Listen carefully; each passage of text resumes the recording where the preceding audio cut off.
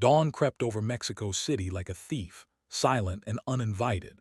The air hung heavy with the scent of street vendors' early fires, smoky corn and chilies mingling with the faint tang of urban smog. Dr. Elena Vasquez sipped her bitter coffee, the steam curling up in her cluttered lab, where stacks of seismic charts teetered beside humming servers. She adjusted her glasses, scanning the graphs that tracked Earth's invisible armor, the magnetic field. A subtle tremor rippled through the data. Lines jagged unexpectedly. Elena leaned closer, her pulse quickening. Birds outside her window, sparrows and pigeons, hovered mid-flutter, then veered off course, wings beating erratically against the glass with soft thuds. She frowned. Compasses on her desk, relics from field expeditions, twitched and spun, needles defying north. Alarms erupted. Sharp beeps sliced the quiet hum of lights overhead. Red warnings flashed across screens. Field intensity, critical decline. Elena's chair scraped back as she stood, heart pounding. Satellites overhead faltered, their feeds fracturing into pixelated chaos. Radio static hissed from a nearby receiver, voices warping into unintelligible echoes. She grabbed her phone, fingers slick with sudden sweat. Dialed the number she hadn't used in years. It rang once, twice. "Marco, it's Elena."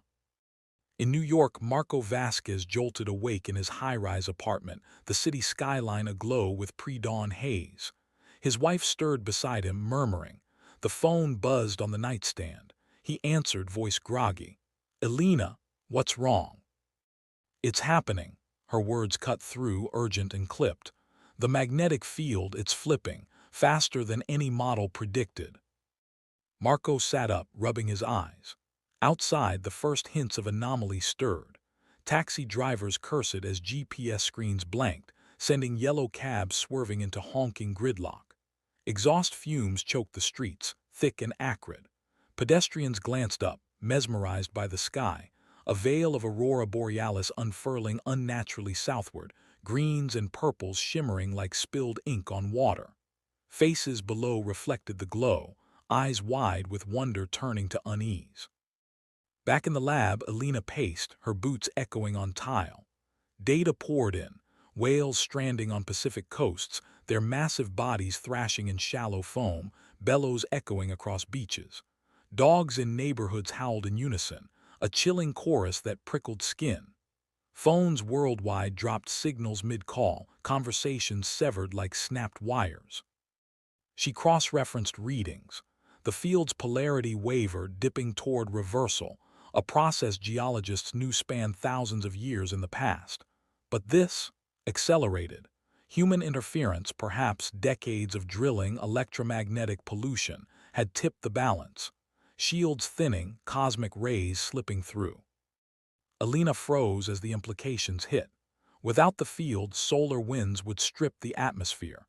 Radiation would surge, DNA unraveling like frayed threads, crops failing, cancers blooming.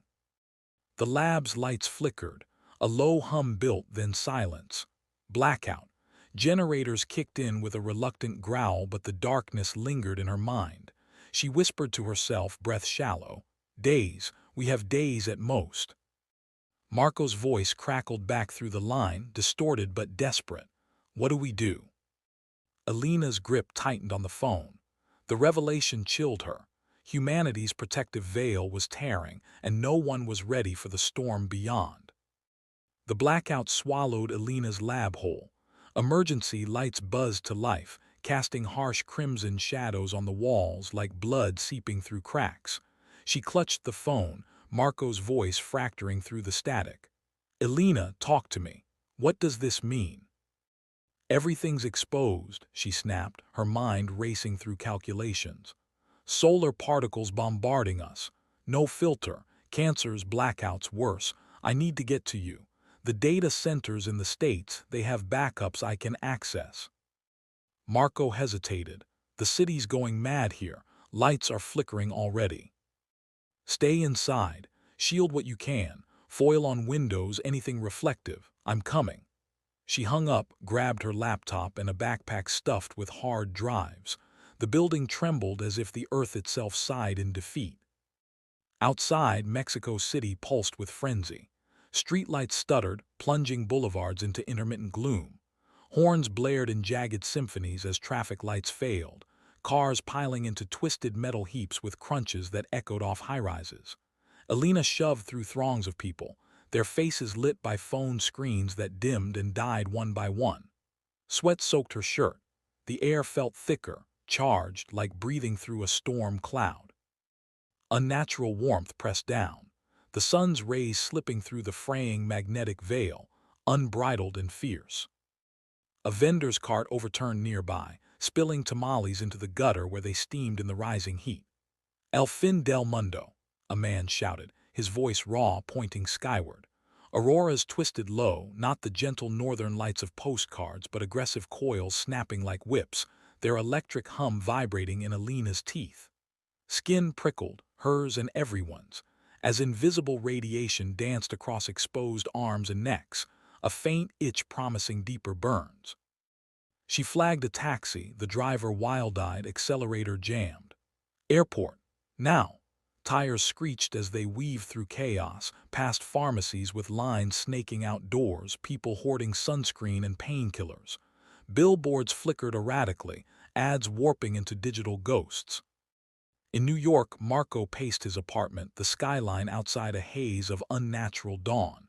His wife, Sophia, huddled with their daughter Lily on the couch, wrapping her in blankets. 8 years old, Lily's curls framed a face pale with confusion. "Daddy, why is the sky green?" "It's a special show," Marco lied, forcing a smile. But the building shook as a nearby transformer erupted, a boom like thunder followed by sparks cascading down like fiery rain. The power surged, then died. Darkness enveloped them, broken only by the aurora's invasive glow seeping through curtains. Sophia flicked on a battery radio. Static cleared to a stern voice. "This is an emergency broadcast from the federal government. Remain indoors. The geomagnetic anomaly is causing widespread disruptions. Avoid electronics. Radiation levels are elevated. Cover skin. Limit exposure." The announcer's tone cracked slightly, betraying fear. Marco peered out the window. Streets below devolved into pandemonium. Looters smashed shop windows, glass shattering in crystalline sprays, hauling out water bottles and canned goods. Fights broke out, fists flying, shouts piercing the night. A police siren wailed, then sputtered silent as vehicles stalled. He pulled Sophia close. "Elena's coming. She'll know what to do." At the airport in Mexico City, Elena battled crowds denser than rush hour. Bodies pressing with the stink of panic sweat and unwashed fear. Security lines dissolved into mobs. Agents abandoned posts as screens blanked. She flashed her ID, a geophysicist badge from the Institute, bribing her way past with promises of explanations later. "Flight to New York," she demanded at a counter where a harried clerk typed on a dying laptop. "Last one boarding, but skis are rough, solar interference." The clerk's eyes darted to the windows, where auroras writhed like living serpents. Elena boarded the plane, a sardine can of tense passengers. Seats creaked under weight, air recyclers humming overtime. As they taxied, the runway lights winked out, plunging the strip into shadow.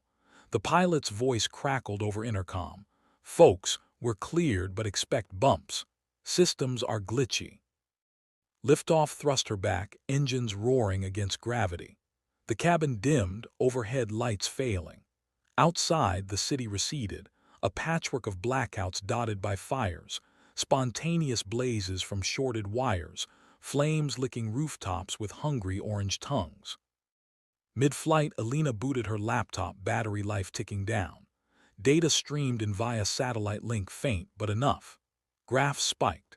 The field's decay exponential now, polarity inverting in erratic bursts. What should take epochs compressed into hours, triggered by cumulative human scars on the planet, deep core mining, electromagnetic sprawl. She muttered equations under her breath, fingers flying across keys. Turbulence hit like a fist. The plane bucked, oxygen masks dangling like nooses. Passengers gasped, some vomiting into bags with wet heaves. Elena gripped her armrests, visions flashing, ozone depleting, UV rays scorching retinas blind. A child wailed nearby, piercing the din. Her phone buzzed, a miracle signal. Marco, Elena, Lily's not right, she's burning up, complaining her skin hurts, throwing up bile. Elena's stomach dropped, worse than the turbulence. Radiation sickness, acute. Kids were vulnerable, their cells dividing faster, more prone to mutation. Get her to a hospital, IV fluids, anti-nausea, shield her from light. Hospitals are swamped, lines out the door, Marco's voice broke. What if? Don't, I'm almost there.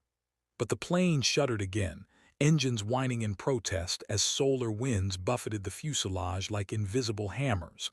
Alarms blared in the cockpit, muffled but ominous. Below, continents blurred under fractured skis. Auroras global now, veiling Europe in purples, Asia in reds. Power grids collapsed in waves. Tokyo's neon heart went dark, Paris's Eiffel Tower a silhouette against glowing heavens. Governments mobilized, but too late, presidents in bunkers, issuing decrees via ham radios that crackled with interference. Elena closed her eyes, mind whirling. The choice loomed: divert to a closer lab in Texas for immediate data crunching, potentially saving millions with early warnings, or push to New York for family. Logic screamed science, heart screamed blood. Lily's face haunted her, niece she'd barely seen, casualty of her career's distance.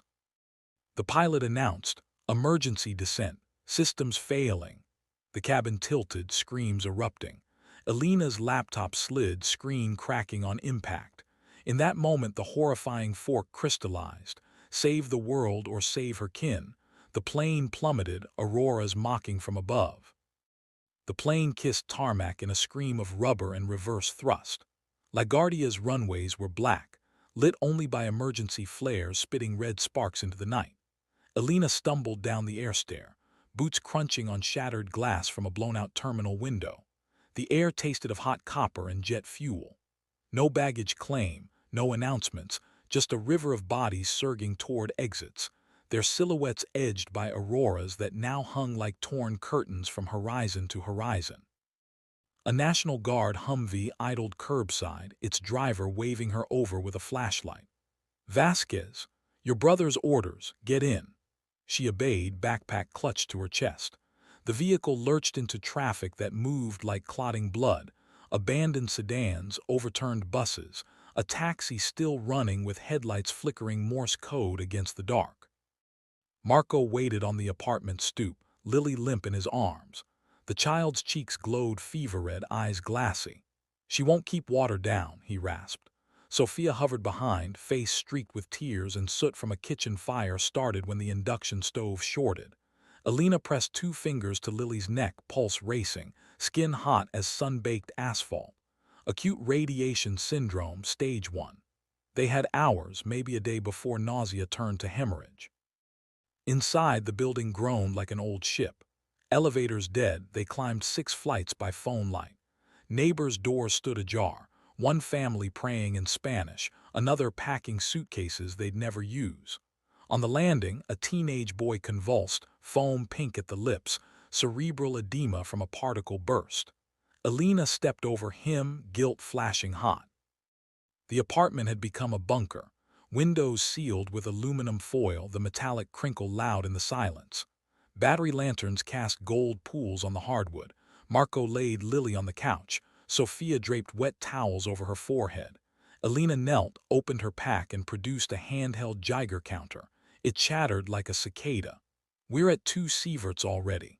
Lethal dose in a week if we stay topside. Marco's jaw clenched. Then we move. Underground, Elena said.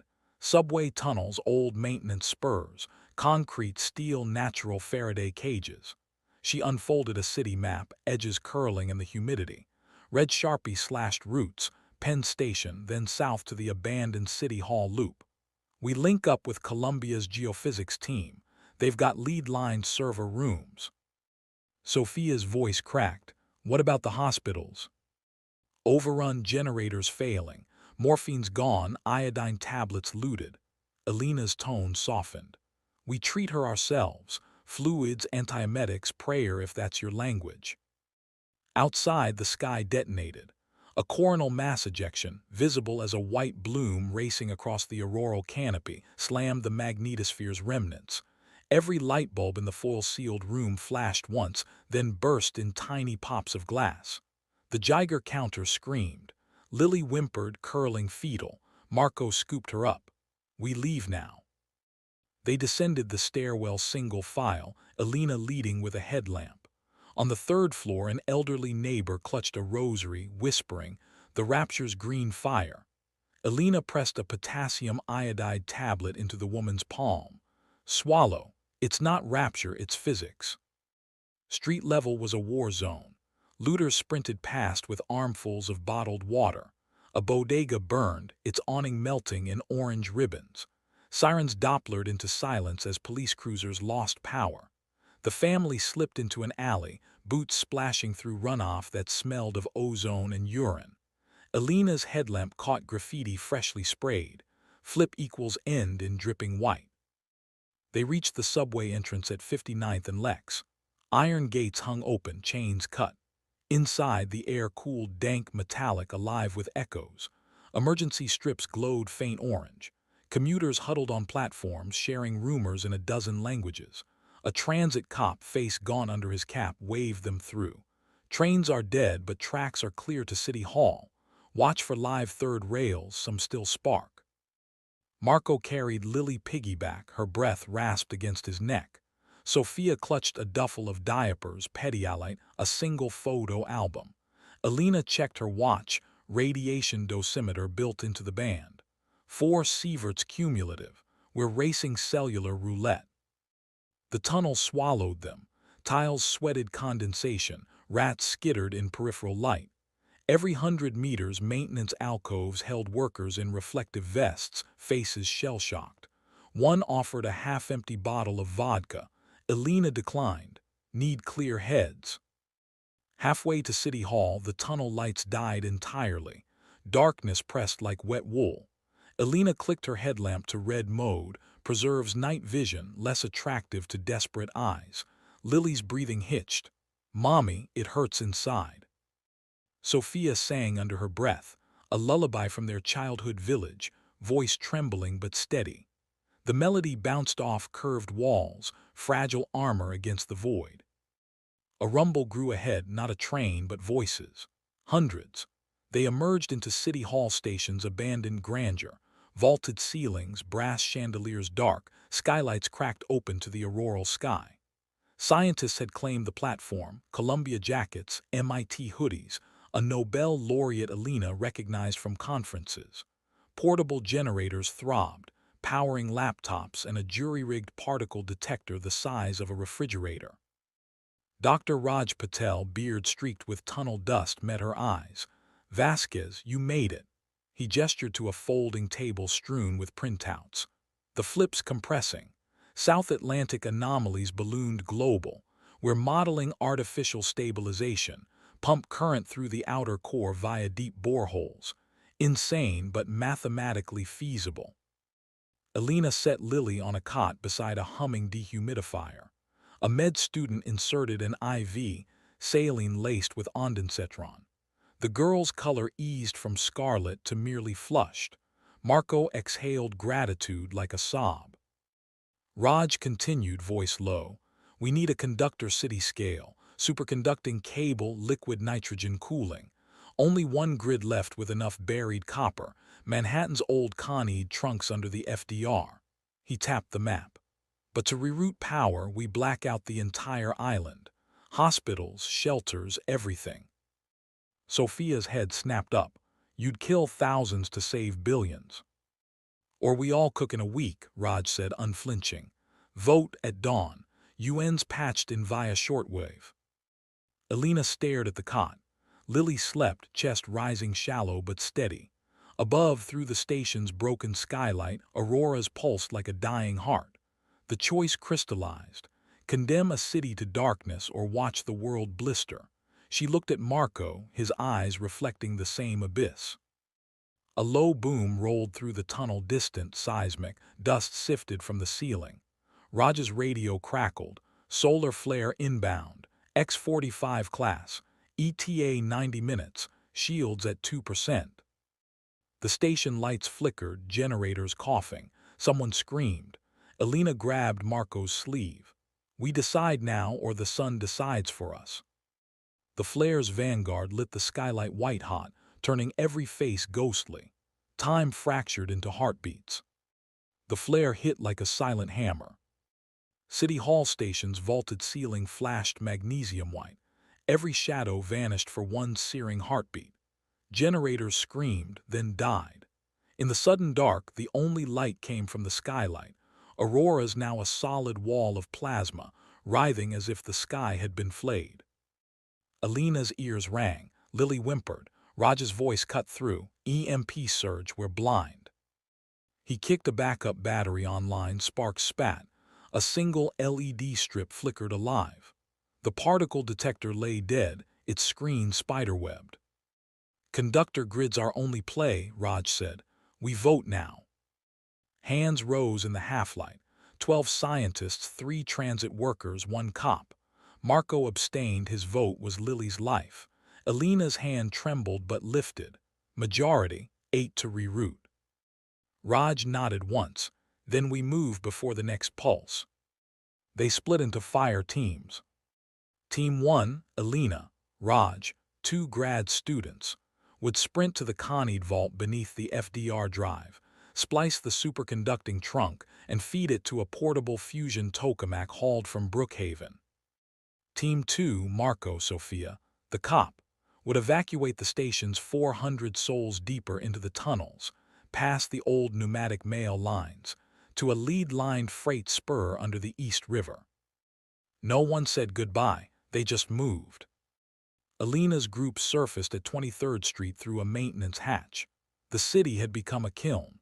Asphalt bubbled underfoot, manhole covers glowed dull red. A taxi lay on its roof, tires melted into black puddles. The air shimmered with heat haze and the smell of burning plastic. Every breath tasted of scorched copper. They ran in a crouch, boots slapping molten tar. Overhead, the auroras had coalesced into a single ribbon of green fire that snapped like a live cable.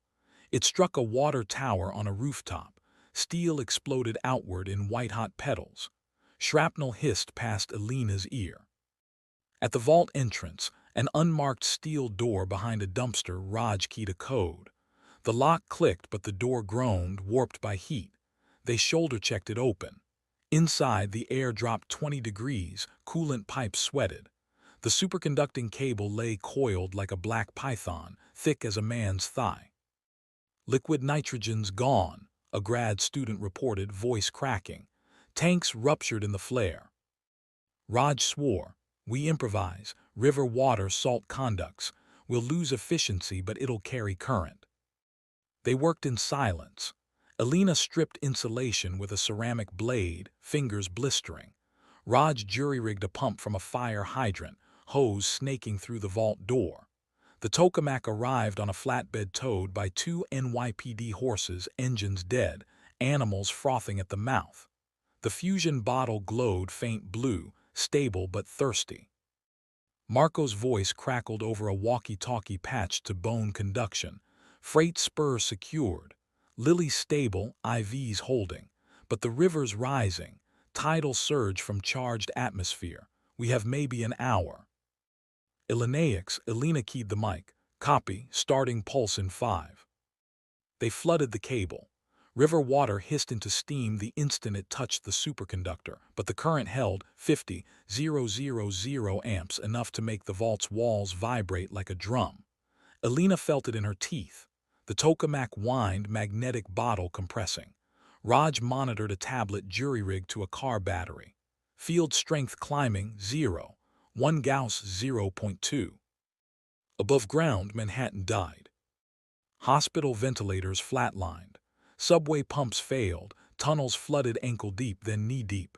In Times Square. The ball-drop screen, still counting down to a new year that would never come, shorted in a fountain of sparks. 1 million phones went dark at once. The silence was worse than screams. In the vault, the cable glowed cherry red.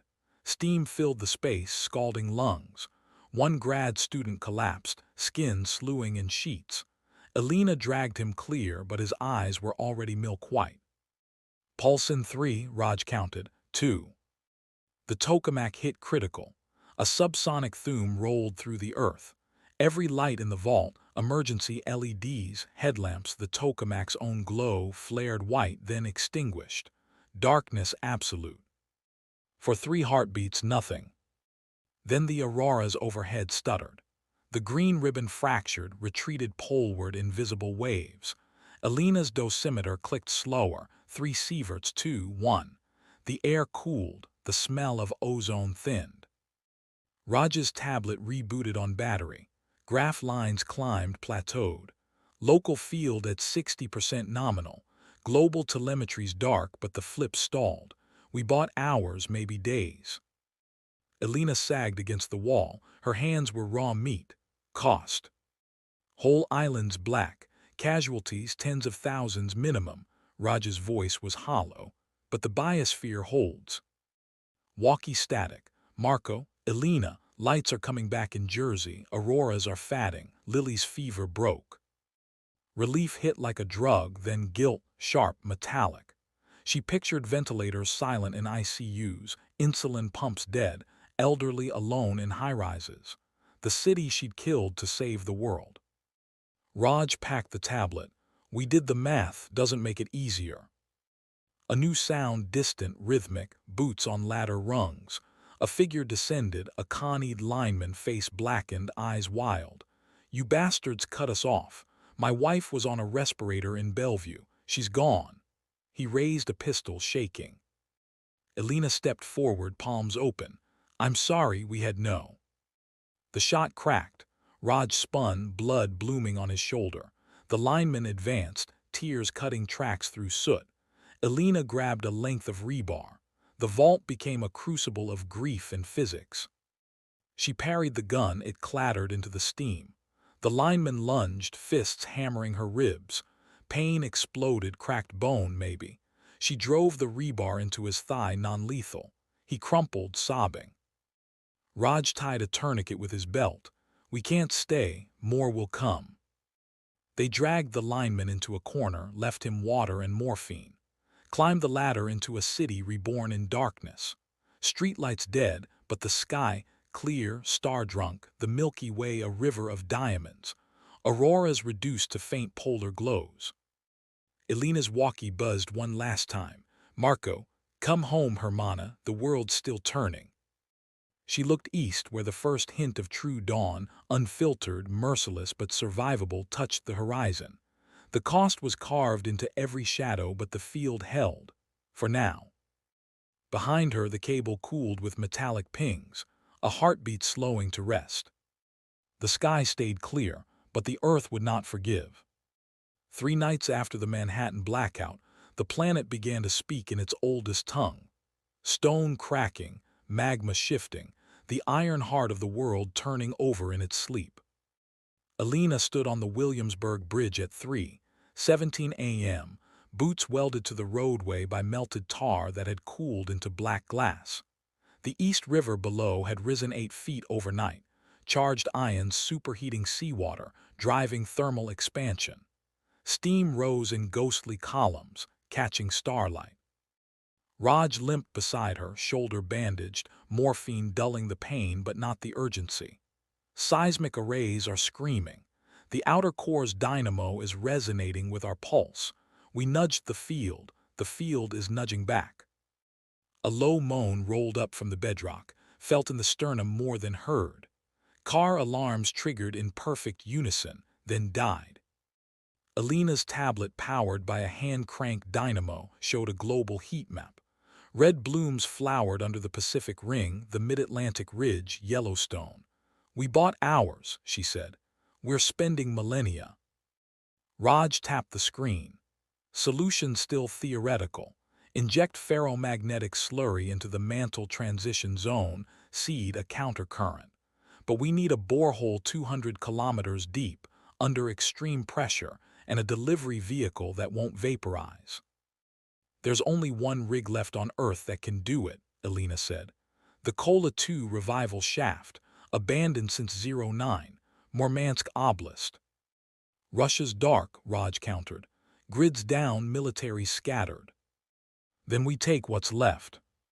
They commandeered a Coast Guard cutter still running on analog diesel, electronics fried, but the engine turned.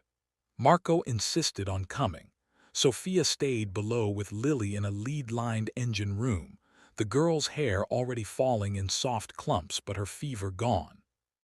The voyage north took 6 days of dodging icebergs calved by electromagnetic thawing. Aurora remnants flickered at the poles like dying embers.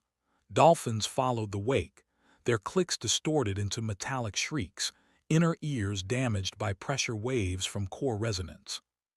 Kola Peninsula greeted them with wind that tasted of sulfur. The rig rose from the tundra like a skeletal cathedral. Derrick rusted, control shack gutted by looters, but the borehole itself, 3 kilometers of vacuum-sealed steel, remained intact.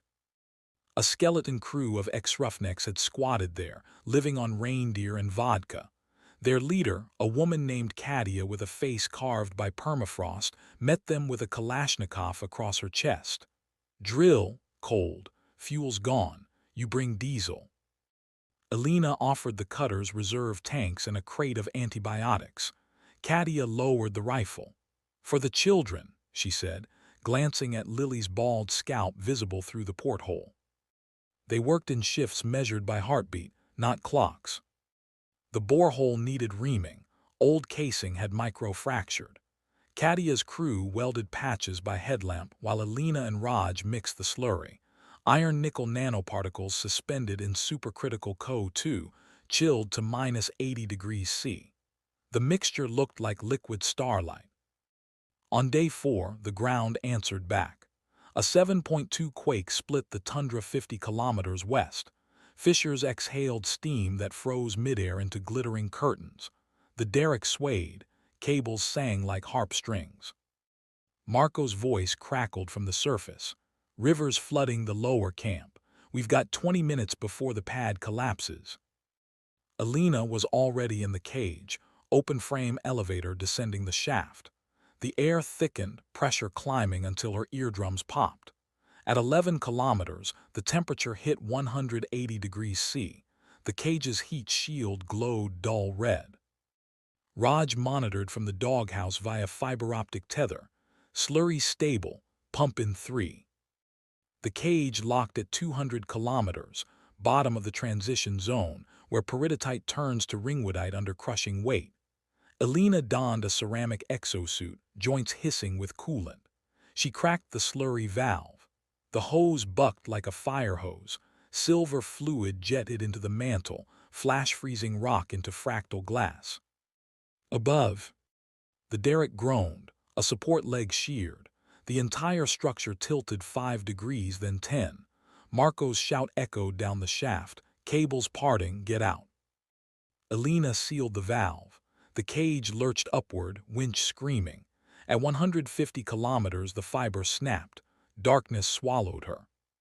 She rode the cage blind, counting seconds by the thump of her pulse.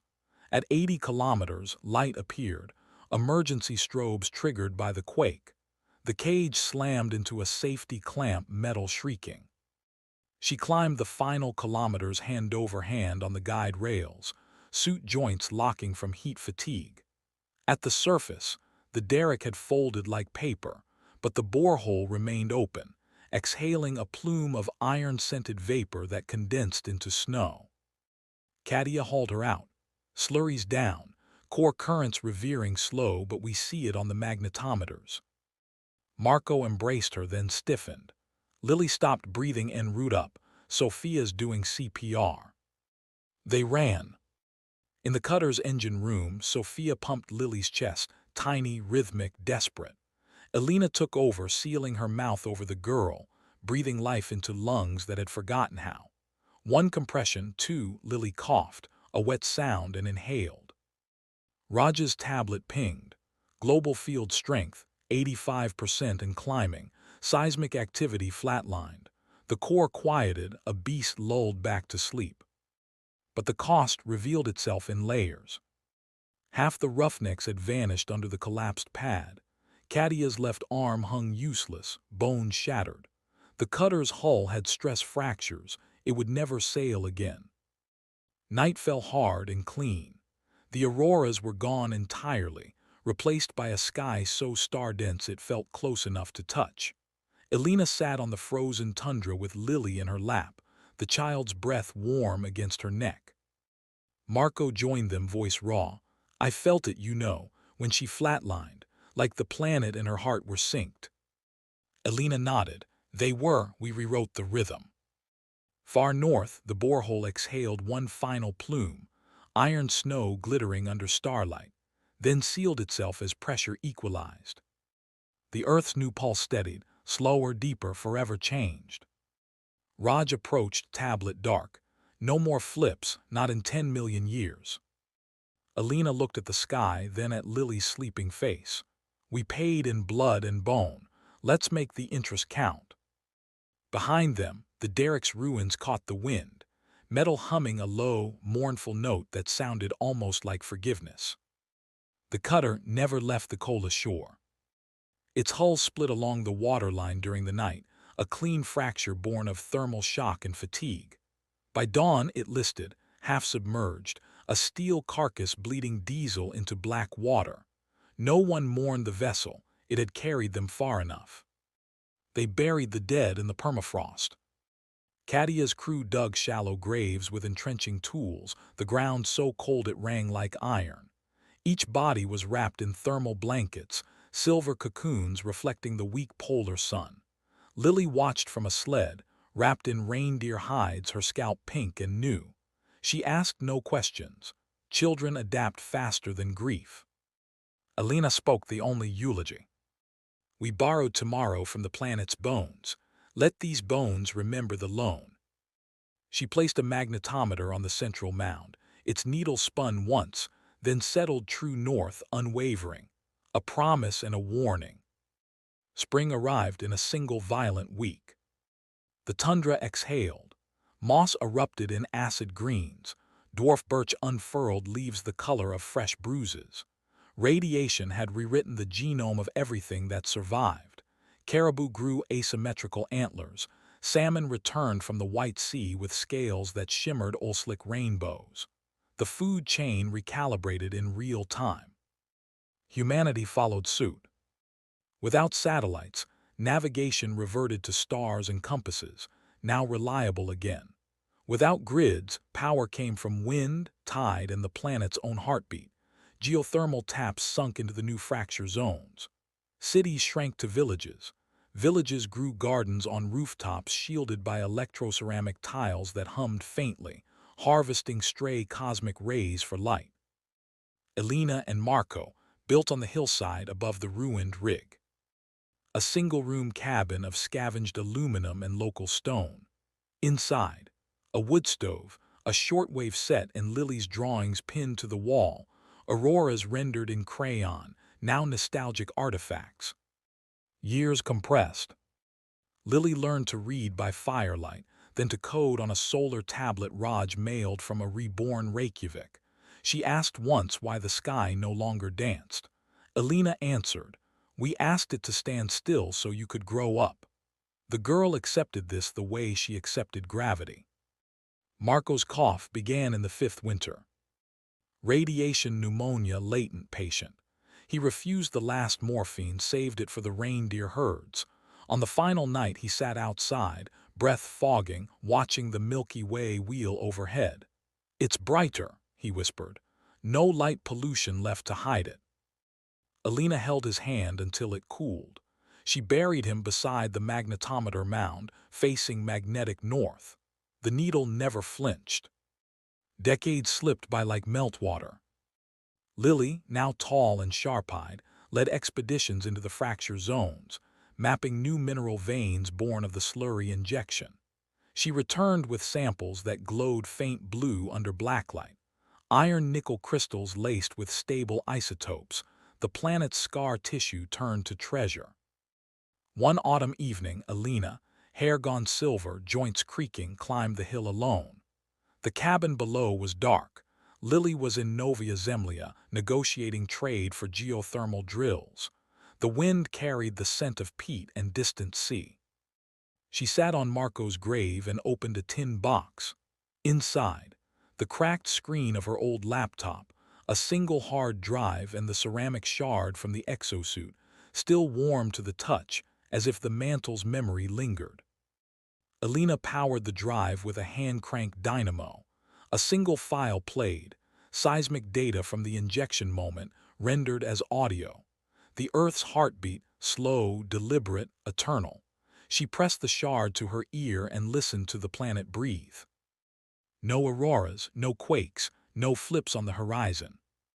The field held at 1.02 Gauss, slightly stronger than before, a quiet overcorrection. The cost was etched in empty cities, in species lists with red lines through them, in the silence where billions once spoke. Yet life insisted. A fox with 6 toes trotted past, carrying a lemming that squeaked in ultraviolet. Overhead, a new constellation had emerged, satellites long dead, their orbits decayed into a glittering ring visible only from the poles. Children called it the crown. Elena closed the tin.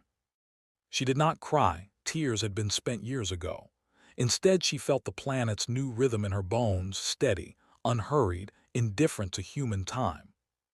The sun dipped, painting the tundra gold. Somewhere far south, crops grew under shielded domes. Somewhere north, Lily taught a classroom of mutants and pureborn alike how to read the field lines woven into their blood. Elena stood. The wind took her hair, the earth took her weight, the stars took her gaze. She spoke to no one and to everything. We broke you open, you sealed the wound. We are the scar. Walk gently. She descended the hill. Behind her, the magnetometer's needle gleamed in the last light. North, true forever. The planet turned. The story ended where it began. In silence, in motion, in the long dark between stars.